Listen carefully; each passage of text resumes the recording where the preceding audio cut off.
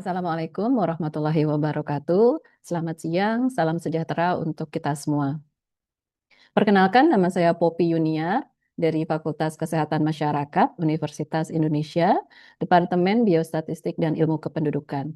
Pada hari ini saya akan mempresentasikan buku rancangan pengajaran yang berjudul Analisis dan Perancangan Sistem Informasi Kesehatan yang saya ampu untuk mahasiswa tingkat sarjana ilmu kesehatan masyarakat. Presentasi ini disampaikan sebagai bentuk unjuk kerja Tridharma Perguruan Tinggi, khususnya di bidang pengajaran, di mana ini akan juga digunakan sebagai salah satu persyaratan sertifikasi dosen. Setelah penjelasan BRP ini, saya akan melanjutkan mensimulasikan micro teaching terhadap beberapa mahasiswa untuk melihat lebih dalam sesi-sesi dari mata kuliah ini. Baik, untuk mata kuliah analisis dan rancangan sistem informasi kesehatan, mata kuliah ini merupakan mata kuliah wajib peminatan, di mana diberikan pada peminatan manajemen informasi kesehatan untuk program S1 dan diberikan di semester genap. Kalau kita melihat deskripsi mata kuliah secara keseluruhan, perkuliahan ini secara umum akan membahas tahapan bagaimana mahasiswa dapat menganalisis dan kemudian selanjutnya mengembangkan sebuah usulan sistem informasi kesehatan yang kemudian akan coba disimulasikan dalam bentuk rancangan fisik maupun rancangan logisnya. Pendekatan mata kuliah ini karena berbasis project, artinya harus ada exercise yang konkret, maka menggunakan pendekatan project-based learning dan juga diharapkan mahasiswa dapat berinteraksi secara aktif. Jadi kita juga mengadopsi pendekatan student-centered active learning dengan menggunakan bahasa pengantar bahasa Indonesia dan kemudian menggunakan emas untuk memasukkan referensi-referensi terkait dengan handout, kemudian video maupun buku-buku literatur.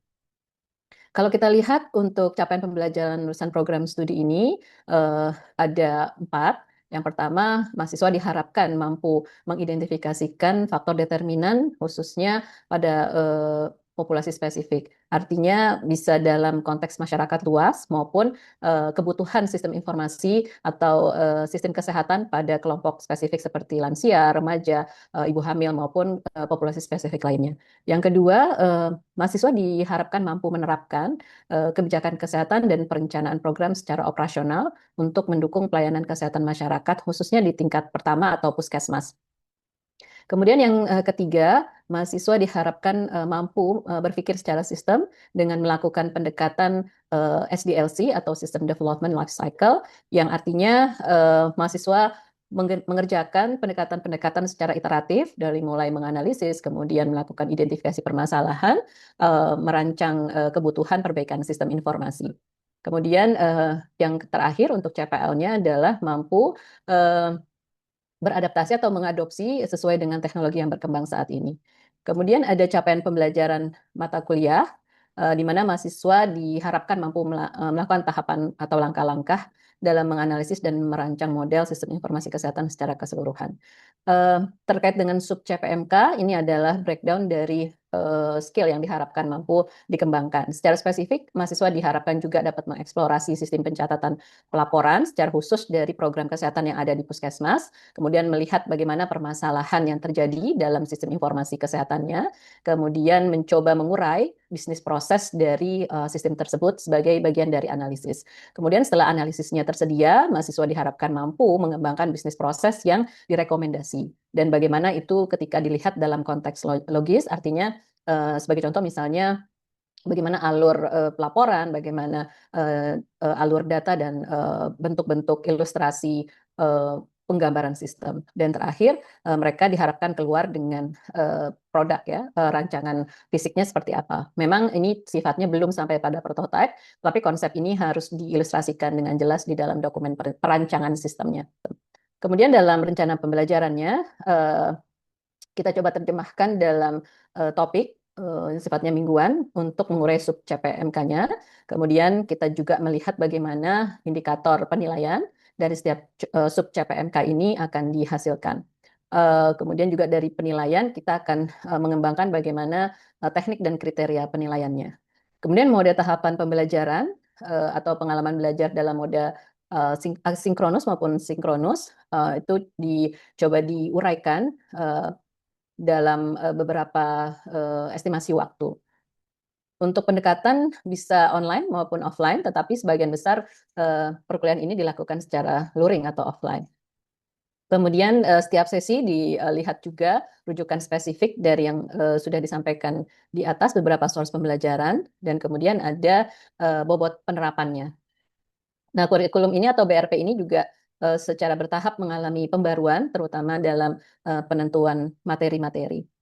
Baik, mungkin ini saya tidak akan jelaskan satu persatu, tapi prinsipnya dari 16 sesi seperti yang dipersyaratkan untuk minimal pengajaran, jadi 14 sesi perkuliahan dan 2 sesi untuk ujian tengah semester dan akhir semester. Kalau kita lihat untuk sub CPMK pertama, jadi untuk penilaian indikatornya, mahasiswa mulai melakukan eksplorasi ke dalam bentuk sistem pencatatan dan pelaporan program kesehatan, atau ini fokus di sistem assessment. Bentuknya bisa mahasiswa mengambil salah satu contoh program, contohnya misalnya terkait dengan sistem informasi di Puskesmas.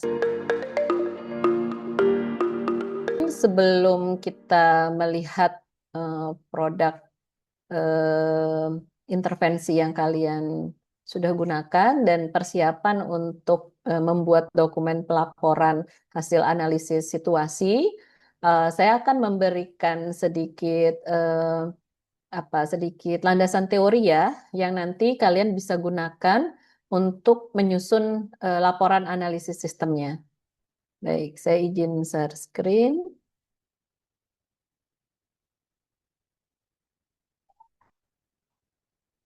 Sudah terlihat ya? Sudah, Ibu. Oke, baik. Ya, mungkin ini akan menjadi tambahan pengetahuan ya waktu kita menyusun laporan PBL 1 dan PBL 2. Karena apa? Karena yang kalian harus harus tulis gitu ya di laporan PBL 1 adalah bagaimana salah satunya kalian mengambil data, kemudian menggambarkan bagaimana bisnis proses yang ada di puskesmas, gitu ya. Nah, kalian bisa menggambarkan tentang apa itu puskesmas. Jadi bisa diambil dari Permenkes kalau tidak salah ya tentang puskesmas. Nanti coba dicari Permenkesnya, tapi yang perlu disoroti di situ adalah fungsi puskesmas, ya. Kenapa fungsi puskesmas yang harus diambil? Karena ini akan berkaitan tentang kalau puskesmas melakukan bisnis proses pelayanan, data apa yang dihasilkan, gitu ya. Jadi penjelasan makro terlebih dahulu, apa itu puskesmas, dan kalian bisa menambahkan lingkup puskesmas Bakti Jaya ya. Misalnya dia merupakan puskesmas kecamatan, apa puskesmas kelurahan, kemudian wilayah kerjanya ada berapa, misalnya posyandu gitu ya. Kalau dia puskesmas kecamatan, ada berapa kelurahan yang tercakup di dalamnya. Nah, itu keluar dengan profil puskesmasnya gitu ya. Nah, dulu ada istilah upaya kesehatan perorangan, upaya kesehatan kelompok gitu ya atau masyarakat. Nah, biasanya untuk saat ini mereka atau Kementerian Kesehatan tidak lagi menggunakan istilah upaya kesehatan masyarakat dan perorangan atau individu, tetapi mungkin kalian bisa sesuaikan dengan transformasi kesehatan ya. Nanti coba dicari di dalam transformasi kesehatan itu sudah dibagi ada domain upaya kesehatan gitu ya. Hanya perubahan terminologi. Ya, jadi pada prinsipnya puskesmas itu memang pendekatannya adalah melakukan upaya promotif dan preventif. Ini yang membedakan bisnis proses puskesmas dengan rumah sakit, ya. Jadi kalian bisa menyampaikan upaya-upaya atau kegiatan yang dilakukan di Puskesmas Bakti Jaya apa saja begitu ya. Kemudian eh, juga bisa diambil data untuk menggambarkan pencapaian kinerja ya. Kalau tidak salah, kita bisa mengacu pada SPM. Ya, sebelum kalian mengerucut pada program ibu hamil khususnya untuk menggambarkan sistem screening, kalian bisa menggambarkan bagaimana tingkat pencapaian kesehatan masyarakat di wilayah kerja puskesmas tersebut, ya. Jadi nanti kalian ambil profil kesehatan atau profil puskesmas. Ya, nanti kita diskusikan apa checklist-checklist informasi tadi sudah kalian dapatkan atau masih ada yang kalian belum peroleh gitu ya. Nanti itu akan kita lengkapi bersama dengan pembimbing lapangannya. Nah, jadi eh, tahun berapa Bu yang diambil? Nah, biasanya kalau tahun 2026 belum keluar ya, bisa tahun 2025 atau tahun 2024 terserah. Yang penting kalian tentukan, kalian tuliskan sumber datanya ini dari profil puskesmas di tahun berapa gitu ya. Nah, kalau yang sifatnya detail-detail nggak tidak perlu dimasukkan ya. Jadi fokus aja di SPM-nya ya. SPM itu juga bisa kalian apa bisa kalau tabelnya bisa ditaruh di lampiran ya, tapi penjelasan narasinya bisa di apa ditaruh di body eh, apa chapternya atau babnya. Nah, ini tadi apa saja yang nanti kalian bisa masukkan gitu ya. Ini SPM ya, saya rasa ini bisa dimasukkan untuk menggambarkan indikator kinerja ya. Kemudian juga tadi struktur demografi, nah epidemiologi untuk bisa menggambarkan apa misalnya 5 penyakit terbesar gitu ya di dalam puskesmas. Nah, ini kalian bisa masukkan. Nah, kemudian coba ceritakan juga bahwa puskesmas ini, puskesmas Bakti Jaya ini jejaringnya siapa saja, ya? Karena waktu kalian menceritakan nanti proses screening atau proses alur data, kalian akan mengidentifikasi bahwa ada data yang sifatnya dari dalam gedung, ada yang sifatnya dari luar gedung, ya. Jadi dalam gedung dan luar gedung itu biasanya sumber data yang memang terjadi apa ya digunakan ya terminologi dalam gedung luar gedung memang digunakan untuk menggambarkan pelayanan yang dilakukan puskesmas, gitu ya. Nah nanti kalian bisa buat secara ilustrasi ya. Jadi misalnya apakah data nanti yang kaitannya kalian kumpulkan di deskriptif univariat itu sumbernya apakah dari bidan desa juga gitu ya, atau hanya dari puskesmas dan posyandu misalnya, gitu ya.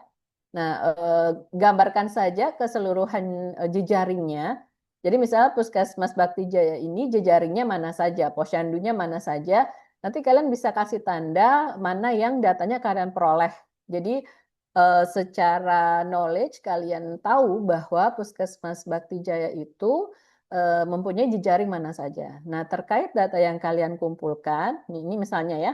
Jadi ini Puskesmas Bakti Jaya nih misalnya. Kemudian ada pustunya, ada puslingnya, ada posyandunya, gitu ya. Nah, apakah data yang kalian gunakan di dalam nanti mengilustrasikan deskriptif kondisi epidemiologi terkait dengan kesehatan mental pos kehamilan atau pada saat kehamilan itu berasal dari semuanya atau hanya satu bagian. Nah, itu nggak apa-apa, ditandai saja, ya. Oke. Uh, ya, ini ilustrasi bagaimana data dan informasi itu akan sangat bermanfaat untuk melakukan intervensi. Nah, dalam skop yang kecil, PBL2 kalian itu sebenarnya menggambarkan ini, ya. Jadi kenapa kita mulai dengan analisis situasi di PBL pertama. Nah, analisis situasi di PBL pertama yang kemarin kita sudah diskusikan harus apa diolah ya. Kalian juga sudah masukkan tuh di PPT itu bisa disampaikan sebagai bentuk data dan informasi yang kalian gunakan. Kemudian indikator ini biasanya kalian coba cek di SPM-nya. ada indikator kesehatan yang masuk dalam SPM, artinya dilaporkan pada sistem pencatatan pelaporan. Ada yang memang tidak dilaporkan, tapi itu menjadi indikator kinerja. Jadi kalau kalian nanti coba cek di program, misalnya jumlah ibu hamil yang di screening, itu kalau misalnya di SPM nggak ada, nggak masalah ya. Tapi kan di dalam program kesehatan ibu anaknya, itu masuk gitu. Ya. Jadi kalau kalian nanti menjelaskan SPM Puskesmas secara keseluruhan, kalian sampaikan di situ ya apa saja yang dijadikan SPM. Nanti ketika sudah masuk pada topiknya, kalian mau mengilustrasikan indikator, tapi nggak ada di SPM, nggak masalah gitu ya. Nah, nanti yang penting data ini akan digunakan untuk apa? Nah, ini dalam konteks yang makro, ya pasti pembangunan kesehatan. Tapi kalau dalam exercise kita project di PBL 2, itu sebenarnya data dan informasinya akan digunakan untuk intervensi, gitu ya. Jadi melihat apa yang perlu diintervensi dan bagaimana program itu apakah sudah saat ini sudah berbasis data untuk membuat intervensi, gitu ya. Nah itu nanti juga bisa dimasukkan. Nah ini pemahaman data informasi, saya kira nanti Anda bisa langsung memfokuskan saja ya, data apa yang digunakan. Nah bedakan antara data dan informasi. Kalau data itu adalah ya tadi biasanya dari sistem pencatatan. Ya, jadi nanti kalian identifikasi data yang kalian peroleh itu sistem pencatatannya ada di screening atau tidak gitu ya. Apakah ada sistem pencatatan screening yang ibu hamil tadi? Atau di mana kalian memperoleh data? Data ini kan masih sifatnya raw gitu ya, masih mentah gitu. Bisa angka, bisa tadi keterangan-keterangan yang disampaikan kader atau kepala puskesmas atau program. Nah, kalian bisa masukkan. Nah, tapi yang informasi nanti adalah hasil dari analisis situasi ya, yang kalian sudah olah tuh, yang kemarin menjadi landasan waktu mau apa namanya menentukan intervensi PBL 2-nya ya.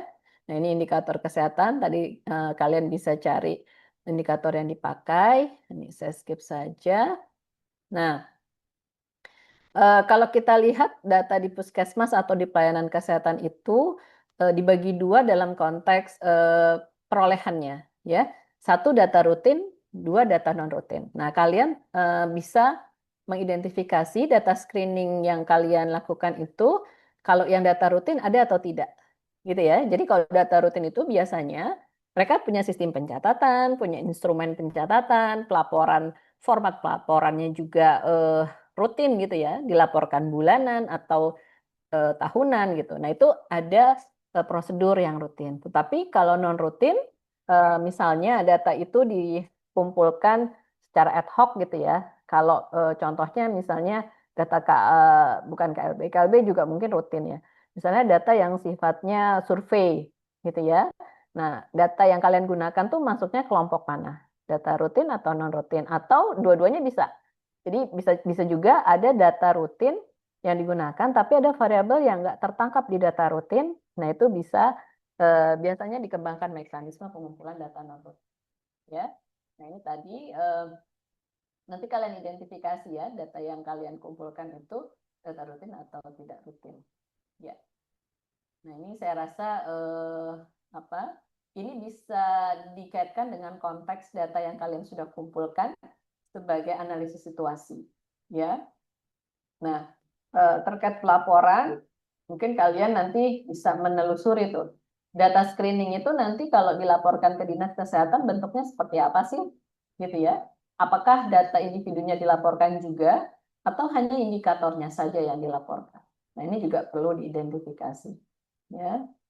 Nah, saya rasa untuk sistem informasi sumbernya, saya nggak tahu. Dulu ada istilah SP2TP. Nah, artinya gini, mungkin di Bakti Jaya dia pakainya apa? Ada sekarang SIP, ada yang sistem informasi puskesmas. Ada yang dulu SP2TP, sistem pencatatan pelaporan terpadu puskesmas. Nah, coba dilihat terminologi juga ini menjadi penting ya.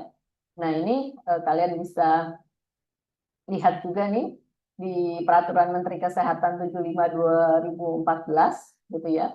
Nah, itu nanti untuk penggambaran globalnya ya. Nah, ini saya rasa alur-alur pencatatan ya, kemudian eh, data yang kalian kumpulkan itu, eh, nah, kalian kan mengumpulkan data sasaran dan data pelayanan, ya.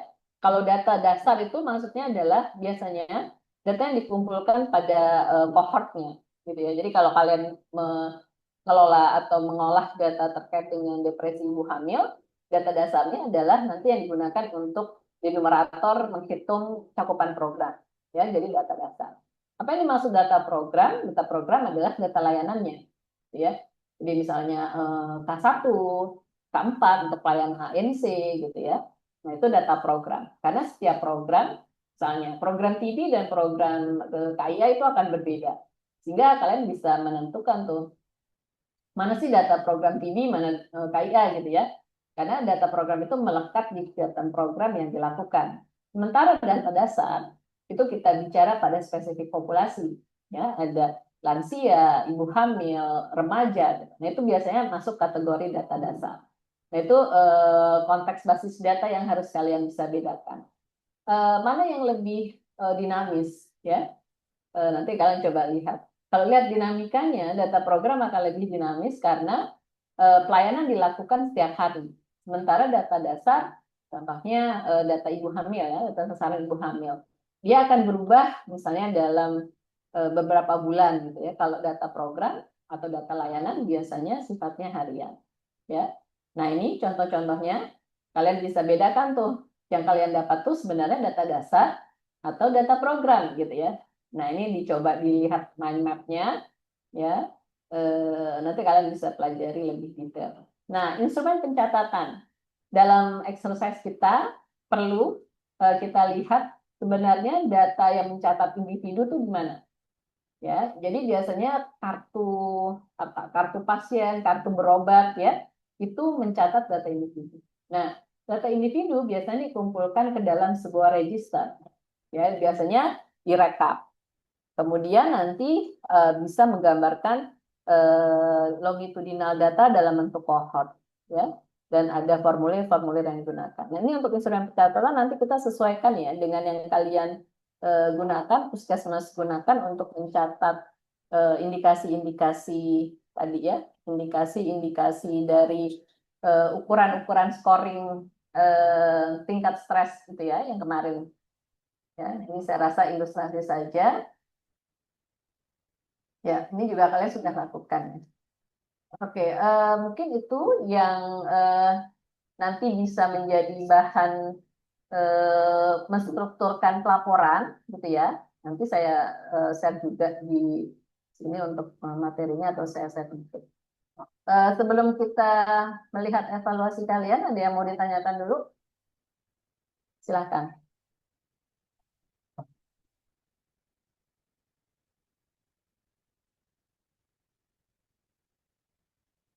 Ibu mau boleh nanya nggak ya? Boleh. Gimana? Silakan. Ini mungkin pertanyaan agak receh. Jadi kan kebetulan mungkin berdasarkan apa yang kita kumpulin sebelumnya itu kan uh, ada beberapa data tuh kalau yang buat di uh, SIM Caswa itu ada yang datanya tuh hilang gitu. Maksudnya kayak nggak ada recordnya gitu. Cuma dia kayak udah punya instrumennya gitu. Instrumennya kan yang ada di SIM Caswa gitu. Nah, kira-kira itu masuknya kita maksudnya pas Oke, waktu bikin penelitiannya tuh jadi oke. masuk ke data rutin apa data non rutin ya, Bu? Ya.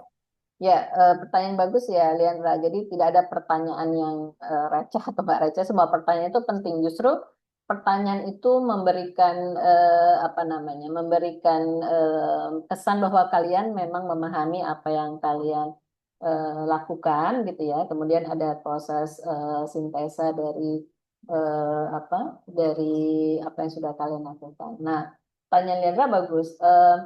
Waktu kita ngumpulin data itu ada data yang lengkap, ada yang nggak lengkap gitu ya, Lendra ya.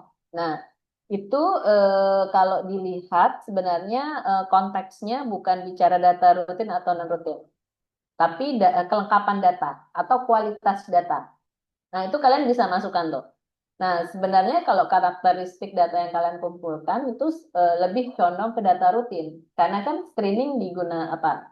Nanti coba saya dikoreksi ya kalau saya salah ya. Kalau yang saya asumsikan dari diskusi kita, kalian melakukan data program atau data screening yang sifatnya rutin. Jadi misalnya data ANC itu kan setiap ibu hamil yang datang kemudian dilayani begitu ya. Nah, itu data rutin. Tetapi benar nih yang Liandra sampaikan bahwa kita juga harus melihat kualitas datanya. Karena kemarin kalau tidak salah tim apa ya kalian assign untuk olah data ya Krisna sama siapa kalau nggak salah sama Stefan Sampai Bu. Sama Ah, Elizabeth. Elizabeth ya. Nah, itu kan N-nya bisa berubah tuh. Jadi misalnya yang di screening 100.000 misalnya gitu ya. Tapi yang mendapatkan ANC misalnya 100.000, tapi yang di screening hanya 50%-nya. Padahal gitu ya. Dalam konteks integrasi layanan, ibu yang hamil melakukan pemeriksaan kehamilan di ANC harusnya melakukan juga screening di Keswa ini. Jadi harusnya data ANC dengan data Keswanya sama ya, 100% gitu. Nah, itu bisa dimasukkan di kualitas data. Ada lagi yang mau mendiskusikan ini? Oke, kalau tidak ada mungkin bisa kita cukupkan dulu. Abi ada yang mau ditambahkan nggak? Dari saya aman Ibu. Aman ya, untuk pengelolaan kelompok aman ya. Oke, kalau tidak ada mungkin nanti kita bisa komunikasikan terus di grup update-update-nya ya. Oke, kalau tidak ada mungkin saya cukupkan dulu untuk kita diskusi. Sekali lagi selamat achievement kalian so far udah sangat membanggakan gitu ya.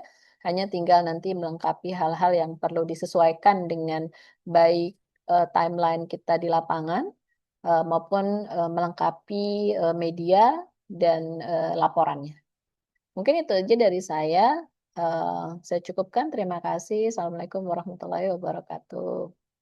Waalaikumsalam. Terima kasih, Ibu. Oke.